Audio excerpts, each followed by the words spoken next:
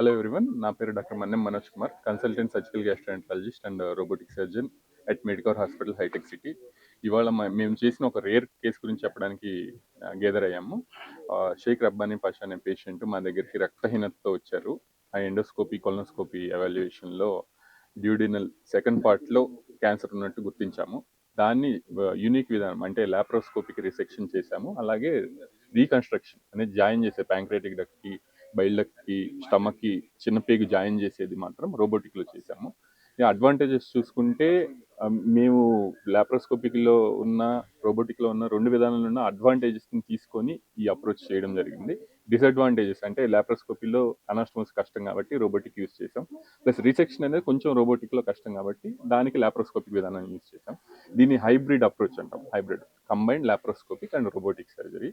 పేషెంట్ని ఒక 10 daysలో డిశ్చార్జ్ చేయడం జరిగింది. చాలా క్విక్గా రికవర్ అయ్యారు. He's doing very well. What is the symptoms of this cancer?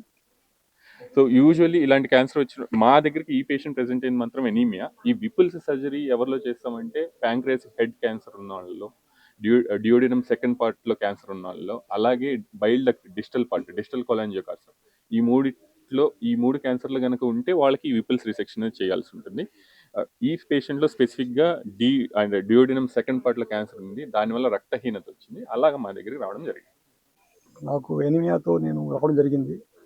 ఆ తర్వాత ఐడెంటిఫై అయింది ఏంటంటే డ్యూడినల్ పార్ట్ 2లో క్యాన్సర్ ఐడెంటిఫై అయింది. డాక్టర్ మన్యం మనోజ్ కుమార్ సార్ ఆ రోబోటిక్ సర్జరీ విపుల్ సర్జరీకి వెళ్ళాలి, విపుల్ రీసెక్షన్ అవుతుంది అని చాలా క్లియర్గా డయాగ్రామ్ ద్వారా ఎక్స్ప్లెయిన్ చేశారు. మాకు, మా పిల్లలకి, మా అన్నయ్యకి ఎక్స్ప్లెయిన్ చేశారు.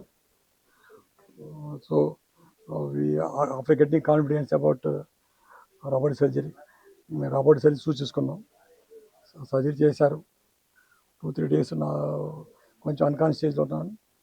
ఆ తర్వాత I have conscious in ICU itself.